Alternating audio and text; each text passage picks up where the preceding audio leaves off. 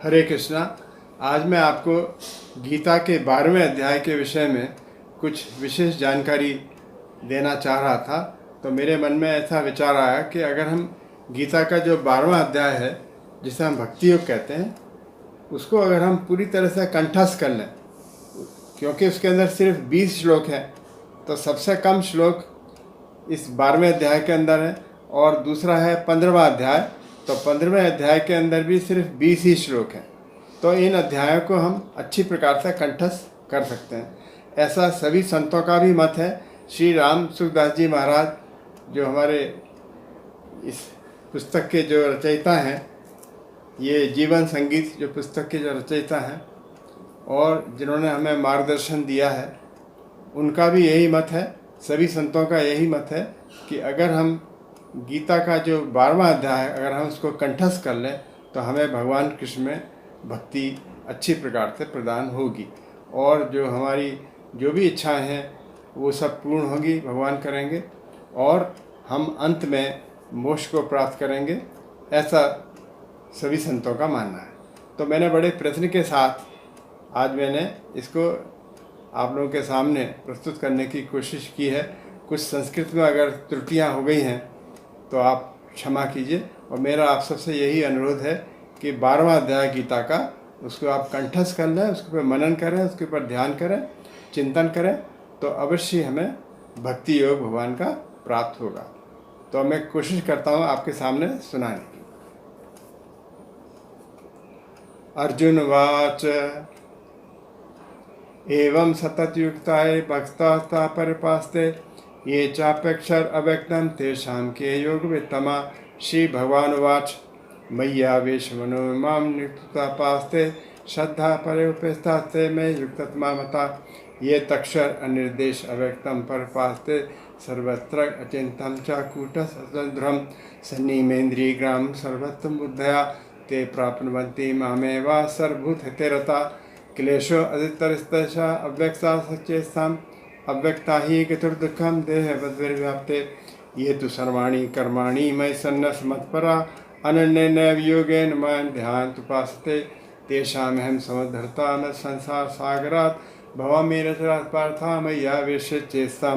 मय्येव मन आदस्त्वा मयि बुद्धिं निवेशय निवसिष्यसि मय्येवम् अतुर्दं न संशय। अचित्तं समाधातुं न शक्नोषि मयि स्थिरम् अभ्यासेन ततो मामेच्छाप्तुं धनंजय। अभ्यासे अपसमर्थसि मत्कर्मो परमो भवा मदत्मपि कर्माणि कुर्वन् सिद्धिम् अवाप्सि। अथ तदेव शक्तोऽसि कर्तुमुद्योगमास्ता सर्वकर्म त्यागं तथा कुरु तत्त्वान्। श्री विज्ञान अभ्यासा ज्ञानात् ध्यानात् विशिष्टे ध्यानात् कर्म प्रस्ता गच्छन्तिरन्तरम्। अद्वेष्टा सर्वभूतानां मैत्रकरण एव च निर्ममो निरहंकारः समः दुःखः सुखः क्षमी। संतुष्टः सत्तम योगी यतात्मा दृढ़निश्चयः मयि अर्पित निर्बुद्ध्यो मद्भक्तः समे प्रिया।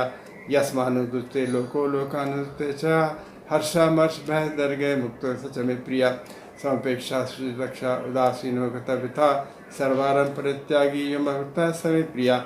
यो न हर्षति न द्वेष्टि न शोचति न कांक्षति शुभाशुभ परित्यागी भक्तिमान ने प्रेरणा। समशत्रु च मित्रे च तथा मानपमान्यो शीतोषु दुखेषु समसंगहिता। तुलनिंदा स्तुर्मौनी संतुष्टो येन केनचित् अनिकेता स्थिरमति भक्तिमान प्रेरणा। ये तो धर्ममतमदं यथोक्तं परपास्ते श्रद्धा नामत् परमा भक्ता मे प्रिया। ओम तत्सृति श्रीमद्भगवद्गीतासु उपनिषत्सु ब्रह्म विद्यां योगशास्त्रे श्री कृष्ण संवादे भक्ति योग नाम 12वां अध्याय। ओम तत्सत् ओम तत्सत् ओम तत्सत्। हरे कृष्णा। अब इसमें जो मैं बता रहा हूँ, ये गीता के जो 12वें अध्याय में सिर्फ पहला श्लोक जो है वो अर्जुन ने बोला है।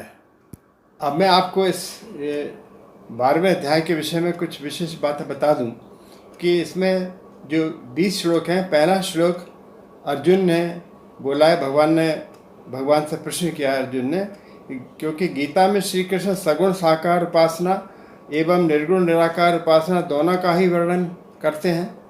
और अभी अभी भगवान ने अनन्य भक्ति की महिमा व फल सहित उसके स्वरूप का वर्णन किया था 11वें अध्याय में 55वें श्लोक में। तो इससे अर्जुन के मन में यह जिज्ञासा उत्पन्न हुई कि सगुण साकार भगवान की उपासना करने वाले तथा निर्गुण निराकार ब्रह्म की उपासना करने वालों में सर्वश्रेष्ठ उपासक कौन है। तो देखिए, पहला जो श्लोक अर्जुन ने पूछा है कि एवं सततयुक्ताय भक्ता परिपास्ते ये चाप्यक्षर अव्यक्तम तेषाम के योग वित्तमा। तो इन दोनों में योग वित्तमा मतलब कौन सबसे अधिक भगवान को प्रिय है, कौन सा साधन सर्वश्रेष्ठ है।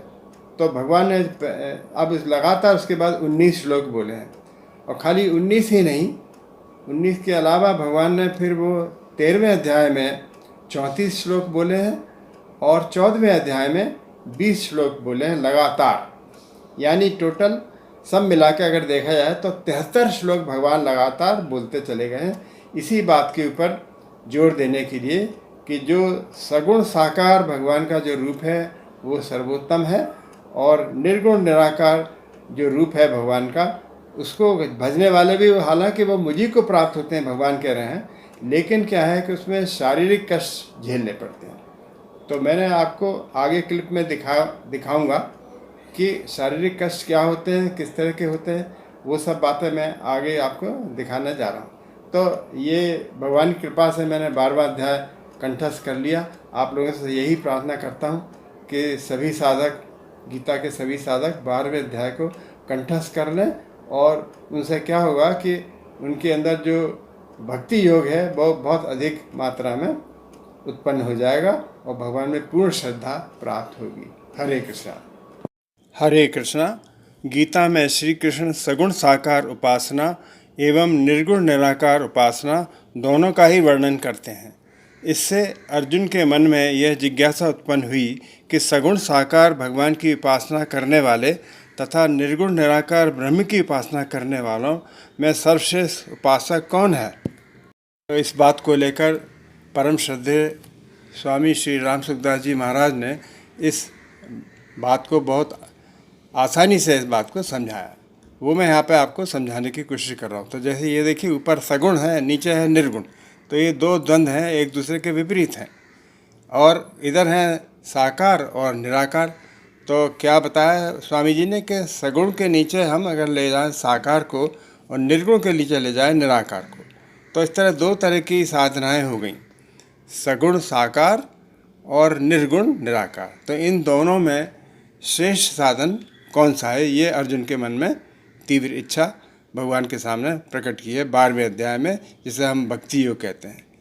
तो अब आगे चल के मैं दिखाऊंगा, आपको बताना चाह रहा हूँ कि जो निर्गुण निराकार का ध्यान करते हैं उनको शारीरिक कष्ट बहुत अधिक उठाने पड़ते हैं, और सगुण साकार भगवान ने खुद कहा है कि इसके उपासक जो होते हैं वो मुझको आसानी से प्राप्त कर सकते हैं।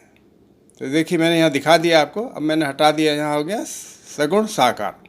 सगुण साकार में हम क्या क्या करेंगे, भगवान के गुणों सहित उनका मनन करेंगे, उनका ध्यान करेंगे, उनकी पूजा करेंगे, साकार रूप में उनका ध्यान करें, उनकी पूजा करें। ये देखिए, ये सगुण साकार रूप भगवान का ये मैंने यहाँ पे दिखाया। भगवान का ये देखिए विग्रह रखा हुआ है, इधर गिरिराज जी महाराज हैं, और किसी भी रूप में आप विग्रह को ले लीजिए, उनकी सजावट करिए और उनकी ध्यान पूजा आराधना करिए, तो इससे ही पूरी तरह से हमारे मन को शांति मिलती है और अंत में मोक्ष प्राप्त होता है। भगवान के हम गोलोक को अवश्य ही भगवान हमारे पर कृपा करेंगे और हम गोलोक में ही सायुज्य मुक्ति भगवान की प्राप्त हो जाएगी। तो ये है सगुण साकार रूप भगवान का। और दूसरा है निर्गुण निराकार। तो निर्गुण निराकार में ध्यान लगाना बड़ा मुश्किल है।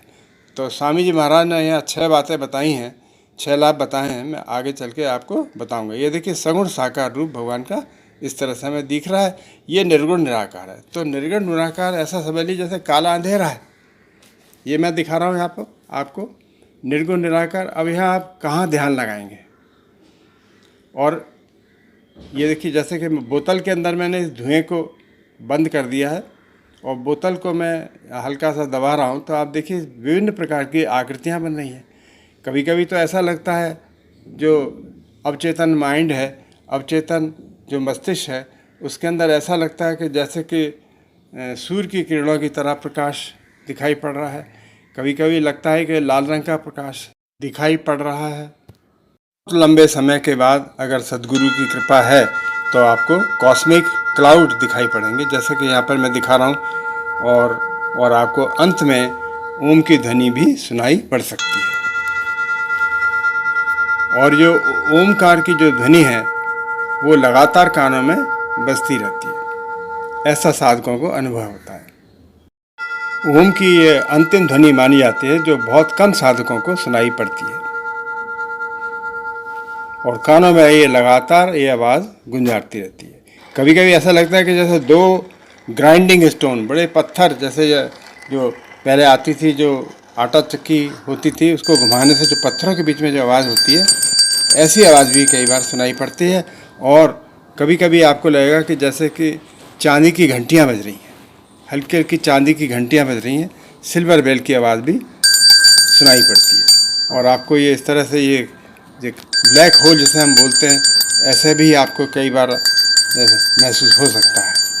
और लगातार ऐसे ये बादल जैसे छाए रहते हैं मस्तिष्क के अंदर, और कभी कभी आपको ऐसा लगेगा जैसे कि भगवान की जो बांसुरी है उसकी आवाज़ हमें सुनाई पड़ रही है। ऐसे ऐसे ये आभास साधक को होते हैं, लेकिन लगातार ध्यान इसमें नहीं लग पाता। कभी ऐसा लगता है कि जैसे कि चिड़ियों की आवाज़ आ रही है, लगातार चिड़ियाँ बोल रही हैं, कानों में ये आवाज़ लगातार गुंजारती रहती है, लेकिन काफ़ी लंबे समय के बाद भी साधक को वो शांति नहीं मिलती जो कि सगुण साकार की उपासना में जो हमें शांति मिलती है। ऐसा भी लगता है कई बार कि जैसे कि नदियाँ बह रही हैं, उनकी आवाज़ें आ रही हैं कानों के अंदर, और आपको कई सारे ग्रह ऊपर दिखाई भी पड़ सकते हैं मन के अंदर। तो ये है ये शब्द ब्रह्म का स्वरूप, जो हमारे जो अवचेतन दिमाग है, अवचेतन मस्तिष्क है, उसके अंदर ये छवियाँ बनती रहती हैं, बिगड़ती रहती हैं, और साधक उसी के अंदर ये बहुत ज़्यादा प्रसन्न रहना शुरू होता है, बार बार उन्हीं की उम्मीद करता रहता है। हरे कृष्णा। सगुण साकार उपासकों को सर्वश्रेष्ठ बताकर श्री कृष्ण तुरंत ही स्पष्ट कर देते हैं कि निर्गुण निराकार के उपासक भी मुझे ही प्राप्त होते हैं। तो निर्गुण निराकार के उपासक भी भगवान कृष्ण को ही प्राप्त होते हैं। तो फिर भगवान ने यहाँ सगुण साकार उपासकों को सर्वश्रेष्ठ योगी क्यों कहा है? इसके बारे में श्री रामसुखदास जी महाराज ने अपनी पुस्तक जो है जीवन संगीत के अंदर, जीवन संगीत जो पुस्तक है उसके अंदर उन्होंने 8 लाभ बताए हैं, वो मैं आपके समक्ष रखने जा रहा हूँ, जिससे कि पता लग जाएगा स्पष्ट रूप से कि कौन सी साधना अति उत्तम है। तो पहला लाभ उन्होंने बताया सगुण साधकों के लिए कि पहला लाभ क्या है। सबसे पहला लाभ तो बताया उन्होंने कि विवेक वैराग की उतनी आवश्यकता नहीं है, और उधर निर्गुण निराकार में स्पष्ट विवेक और तीव्र वैराग को समझना बड़ा मुश्किल है, पहला। दूसरी बात बताई उन्होंने कि भगवान के नाम, लीला, कथा, विग्रह आदि का आधार रहता है। सगुण साकार के लिए विग्रह का आधार रहता है, हम हमेशा अपना मन को वहीं पर लगा के रखते हैं। निर्गुण निराकार की उपासना में क्या है कि वहाँ पर आपको कोई विषय नहीं है चिंतन के लिए, इसलिए मन इधर उधर भटक जाता है, क्योंकि उनका कोई आधार ही नहीं है वहाँ पर।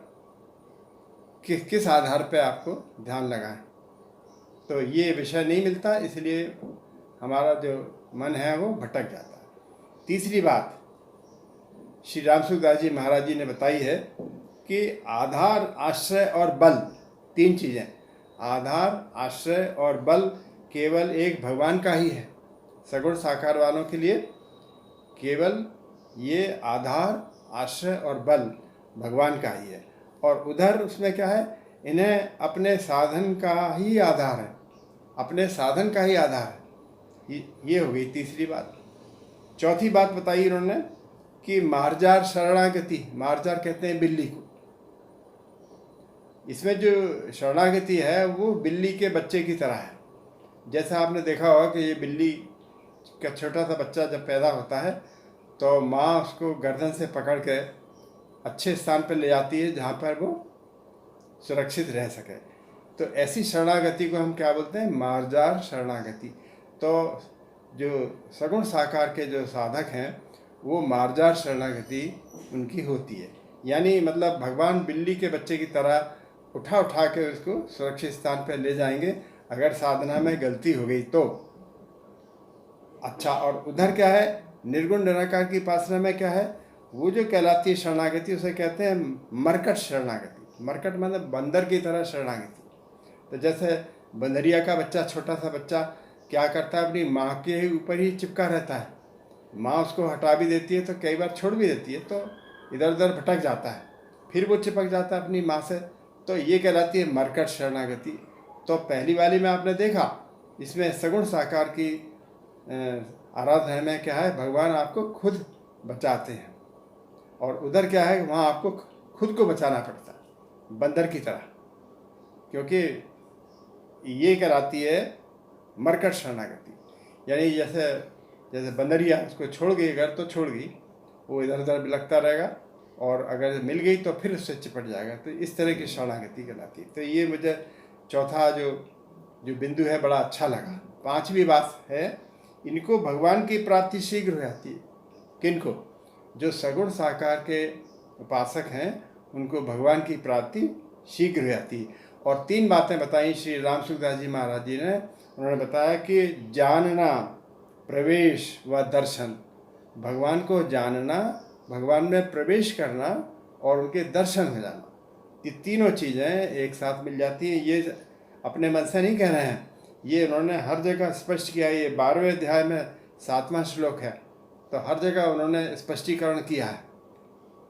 और उधर देखिए 5वां जो बिंदु है वो ये है कि यहाँ पर क्या है, दो ही चीज़ें मिलती हैं साधक को, जानना और प्रवेश। यानी भगवान को जान तो लिया और प्रवेश में लिया, लेकिन दर्शन नहीं हुए। बस ये बात है, आदमी भटकता रहता है। आगे मैं बताऊंगा कि आदमी भटक जाता है, जो साधक है वो भटक जाता है। ये मेरा खुद का भी एक तरह से ये अनुभव रहा है कि 30 साल तक मैं उपासना करता रहा, लेकिन यह कि उसमें भटकाव बहुत ज़्यादा है। जब से गीता हमारे हाथ में आई है तब से भटकाव खत्म हो गया, क्योंकि मैं सगुण साकार का उपासक हो गया। पहले मैं निर्गुण निराकार का उपासक रहा 30 साल तक लगभग। तो बड़ा लंबा समय लग गया, लेकिन फिर भी कुछ ही प्राप्ति हो पाई, पूर्ण प्राप्ति नहीं हो पाई। अच्छा, अगला 6वां बिंदु, इनका उद्धार भगवान स्वयं करते हैं। किनका? जो सगुण साकार के उपासक हैं उनका उद्धार भगवान खुद करते हैं, बिल्ली के बच्चे की तरह। और इधर क्या है कि ये अपना उद्धार खुद ही करते हैं। अपना उद्धार हुआ नहीं हुआ, अगर सद्गुरु है, सद्गुरु अगर मिल गया है तो उद्धार हो भी सकता है, लेकिन अगर सद्गुरु नहीं मिला तो उद्धार नहीं भी हो सकता है। दोनों ही संभावना है। 7वां बिंदु श्री राम सुखदास जी महाराज बता रहे हैं कि गुरु आवश्यक नहीं है। सगुण साकार के उपासकों को गुरु की कोई आवश्यकता नहीं है, क्योंकि वो भगवान को ही सद्गुरु मान रहे हैं। भगवान श्री कृष्ण को ही वो श्रद्धा उनकी पूरी है, उन्हीं को जगत गुरु मानते हैं। और उधर क्या है, उधर निर्गुण निराकार में क्या है, गुरु अत्यंत आवश्यक है। मैंने बताया ना, अगर सद्गुरु नहीं मिला तो आदमी भटक जाएगा। बहुत कुछ हो सकता है, शारीरिक कष्ट हो सकते हैं, बहुत तरह के, आदमी पागल तक हो जाता है। तो सद्गुरु अगर वहाँ पर नहीं है तो फिर वहाँ पर उसमें भटकना बहुत आसान है। और 8वां आखिरी बिंदु है कि सगुण साकार की साधना सरल है। ये बात श्री राम सुखदास जी महाराज अपनी तरफ से नहीं कह रहे, बल्कि गीता के 3रे अध्याय में 5वें श्लोक में ये बात दी है कि सगुण साकार की साधना सरल है, और उधर निर्गुण निराकार की जो उपासना है वो बहुत कठिन है, बहुत कठिन स्थिति है। अब मैं आपको यहाँ पर ये विशेषताएं बताने के बाद अब एक बात बता देता हूँ कि जैसे मैंने बताया था कि शारीरिक कष्ट होते हैं, उसको बहुत ज़्यादा, मैं आपने क्लिप में भी देखा होगा, मैंने पिछली बार डाली थी क्लिप, इसी में डाली हुई है क्लिप। क्या होता है कि जो साधक है, अगर मान लिए कि सद्गुरु नहीं मिला या किसी वजह से उनके साथ बैठना संभव नहीं है, अगर अपने आप ही साधना वो करता रहा तो उसमें बड़ी सारी शारीरिक क्रियाएं होती हैं। शरीर कांपता है और घूर्णा आती है, सिर घूमता है, पूरा शरीर घूमता है, हो सकता है कि कहीं कोने में कहीं सिर टकरा जाए, कहीं हम गिर जाएं, क्योंकि गुरु का आधार है ही नहीं वहाँ पर, सदगुरु का आधार है ही नहीं, तो कुछ भी हो सकता है। जोर जोर से हंसना, चिल्लाना, चीखना, ये सब क्रियाएं होती हैं। घृणा आती है बहुत ज़्यादा। और क्या होता है कि मैंने जैसे बताया था आपको, कभी प्रकाश के खंड सफ़ेद दिखाई पड़ रहे हैं, कभी लाल दिखाई पड़ रहे हैं, कभी अंधेरा दिखाई पड़ रहा है, तरह तरह के प्रकाश के खंड में दिखाई पड़ते हैं। तो जो साधक है वो उन्हीं में खो जाता है, तरह तरह की सिद्धियां आना शुरू हो जाती हैं। तो फिर क्या होता है कि उनको गुप्त नहीं रख पाते। उसे साधना को गुप्त रखना बहुत ज़रूरी है। जी, गुप्त नहीं रखेंगे, जब आपने सबको बता दिया तो आपकी साधना ख़त्म भी हो सकती है। तो वो एकदम से उत्तेजित होकर लोगों को बता देते हैं, और उनकी जो साधना के जो जो उपलब्धि की है वो आसपास के बैठे हुए लोगों में, उनके शरीरों में भी प्रवेश कर सकती है। तो एक तरह से अगर देखा जाए तो वो उसे कहना चाहिए अनियंत्रित अनियंत्रित साधना अगर की जाएगी, सदगुरु अगर नहीं मिले हैं, अपने आप ही करना शुरू कर दिया, तो इसको इतना तीव्र प्रकाश है भगवान का जो ध्यान के अंदर दिखाई पड़ता है, उसको झेलना बड़ा मुश्किल है। तो आपको ये मेरा वीडियो थोड़ा लंबा हो गया, लेकिन मैंने अच्छी तरह समझा दिया कि दोनों तरह की साधना भगवान ने बताई हैं गीता के अंदर। पहली बताई इन्होंने निर्गुण निराकार की, उसके बाद बताई सगुण साकार की, और 12वें अध्याय के अंदर भगवान ने ये साफ बता दिया कि सगुण साकार की उपासना बहुत सरल है, आसान है, इसलिए हमको उसी को हमें अपनाना चाहिए। निर्गुण निराकार की साधना अगर सदगुरु नहीं मिला है तो अपने आप करेंगे तो उसमें 30-30, 40-40 साल लग जाते हैं, लेकिन देहाभिमान बना ही रहता है, देहाभिमान हमेशा बना रहता है, इसलिए इसमें सफलता मिलना थोड़ा मुश्किल लगता है। तो आपको ये वीडियो अच्छा लगा तो वीडियो देखने के लिए आपको बहुत बहुत धन्यवाद। हरे कृष्णा।